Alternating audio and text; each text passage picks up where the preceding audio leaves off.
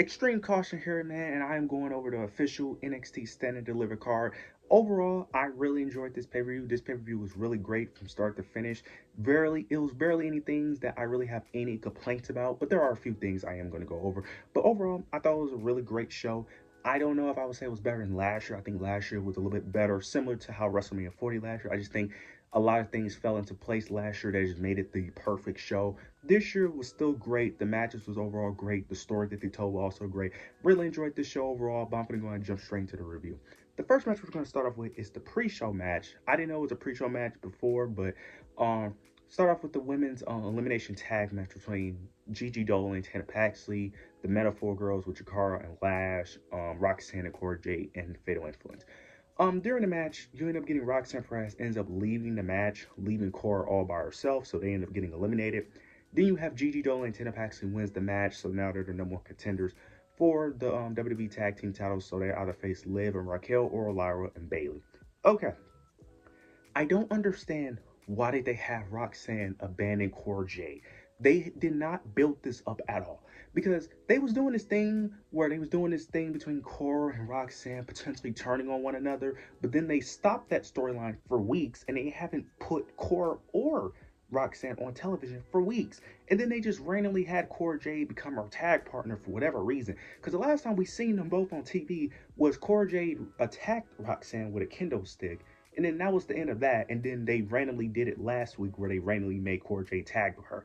So I don't understand why did they just randomly have Cora Jade abandon her during this match? Because there was no reason for her to abandon her. Like, there was no logical reason. Like, they didn't have it to where Cora Jade accidentally attacked her. None of that. She just randomly left. Like, for no reason. And then, as much as I like Gigi Dolan and Tana Paxley, we all know they're not winning those tag titles. They keep trying to do this story of we're going to bring the titles back to NXT. They're not bringing those titles back in NXT. We all know this. But I don't understand what was the point of this. Because then later in the show, we end up getting Roxanne Perez confronting Stephanie Valkyrie. And now it looks like she's getting an NXT title shot. If they was going to do that, couldn't she just been in the Fatal 4-Way match? She could have replaced Jada Parker because it would have actually made more sense for her to be in the match than Jada due to her being a two-time champion. I don't understand. The only way they can make this make sense is if Cora Jade ends up interfering in whenever they have that championship match, interferes in the match, and then we start the feud with Roxanne and Cora, and then she puts Cora Jade over. That is the only way this makes sense. Because if Cora Jade don't interfere in the match, then why was she just in the Fatal 4-Way? Because she could have been in the Fatal 4-Way match. That would have made more logical sense due to her being a two-time women's champion. She could afford a pin. Jada Parker ended up getting pinned, which I'm not gonna say was dumb. She was the only one that made logical sense to get pinned. But it would have just been better for Roxanne to take the pin because she's already done everything in NXT. She could afford a loss, but you're gonna have her do a championship match when you could have already had her in a championship picture the whole time instead of keeping her off television.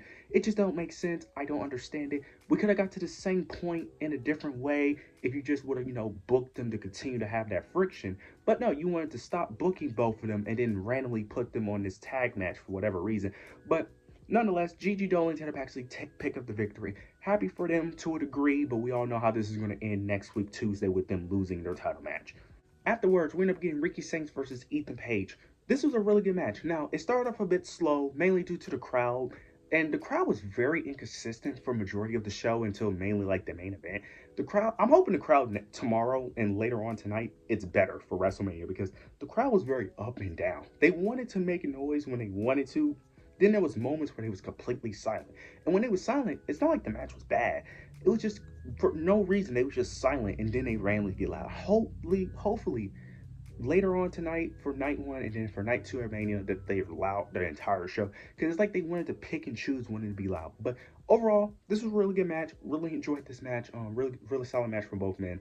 But Ricky Saints does end up picking up the victory towards the end. I will say the ending was a bit anticlimactic. I feel like it should have had a better build up towards the end. But nonetheless, overall great match. Really enjoyed it. But Ricky Saints ended up retaining the NXT North American Championship, and I'm excited to see what's next for him with the North American Championship. Afterwards, we end up getting the NXT Tag Team Championship match between Fraction and Hank and Tank. This was arguably the best match on the card. This match was an absolute banger. I absolutely love this match. This match was great. This match kind of went the way I thought it was going to be, even though Fraction did lose this match. I did say that it would not have shocked me if Hank and Tank won, and that's exactly what it did. I had a feeling the moment they end up doing the typical babyface trope where they end up having the babyface typically go through a lot of pain and suffering, and then they kick out of something they probably shouldn't have, I knew they was winning. It was a moment where Hank ended up going for a dive and he was completely knocked out cold. This allowed Fraxum to double team Tank. They ended up hitting like some, I forgot what move they did, but they ended up doing like a double team move. Went for the pin, he kicked out. The moment he kicked out of that, I knew Hank and Tank was winning. I don't know if they was the team to dethrone Fraxium, to be honest, but they are the team that dethroned Fraxium. Shawn Michaels is very big on them.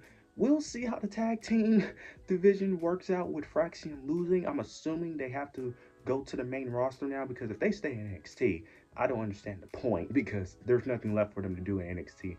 Now, I will say this. I don't understand what was the point of Fraxium having this tension of them potentially turning on one another when the reason why we kept on assuming that they would lose was either due to one of them turning on each other or them putting too much on their shoulders, constantly doing things outside of their own, tag team titles to cost them the match. They didn't have none of that be the reason why they lost. So it feels like all the buildup of them going back and forth was kind of pointless in my opinion. But maybe I'm wrong, but I kind of feel like all that was just for nothing with the way they lost the titles. But I'm not really interested in Hank and Tank title run because the NXT tag division sucks. But better ones dethrone Hank and Tank, and we'll see how this plays out. After this, we end up getting the women's ladder match for the NXT North American Championship. This match was really good. Really enjoyed it.